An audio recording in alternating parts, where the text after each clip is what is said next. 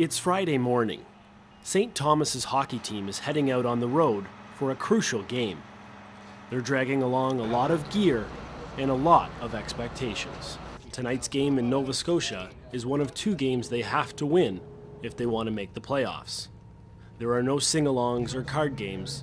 These students are expected to win at hockey and at their studies. Almost all of them are on athletic scholarships and have to keep their marks above a certain level or they'll forfeit that money. Their head coach is Mike Eagles. He played 15 seasons in the NHL. He has high expectations of his players because they were recruited to the team to win games. It's important that guys are able to kind of park the distractions, so to speak, and then focus on the job at hand, and not use excuses about, well, I got a midterm tomorrow or whatever.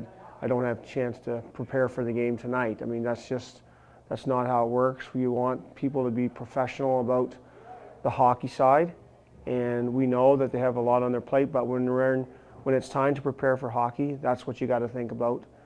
Every other weekend they play out of town, which takes a big bite out of their schedule.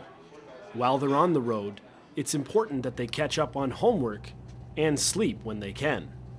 And once these players arrive here in Wolfville, they'll have to put their studies behind them and focus on the task at hand. For now, that's taking on the nationally ranked Acadia Axemen. The team arrives 2.5 hours before the game. This time is used to grab a coffee, sharpen their skates, and prepare sticks. It's a little like warriors getting ready for battle. Despite the effort, things don't go well.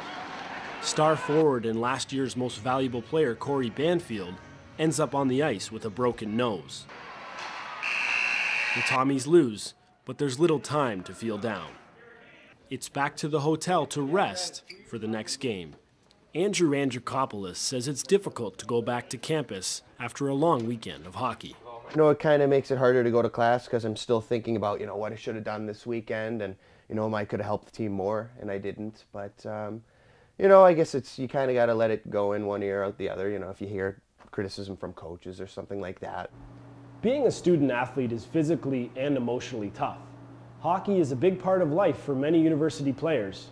For some, they'll go on to play professionally, but for others, this is the end of the road as an athlete. Ryan Lear is a defenseman who will graduate in a couple of months. He's philosophical about the sacrifices he's made. The hardest part was practicing every day for an hour and a half to 2 hours, being at the rink for almost 3 hours a day, juggling that with school, going back and forth. At night, most of my time is taken up with reading and studying and preparing, and then having to get up early the next morning and do it all over again. It's pretty demanding, but it's something that has to be done, and it's a skill that you develop by using your time wisely. Self-discipline isn't the only thing university athletes will gain. There are often friendships that will last well beyond the glory days of being a university athlete. For Stu Journalism, I'm Jason Cassidy.